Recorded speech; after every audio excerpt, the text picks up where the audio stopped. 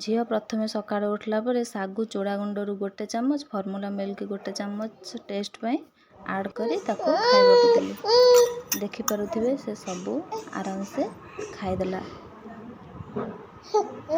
तापरे पुणी दिन गोटे बेलू अमृतभंडा गाजर बीट टमाटर मिसेक ग्राइंडिंग करी ताको खाइबापी देली।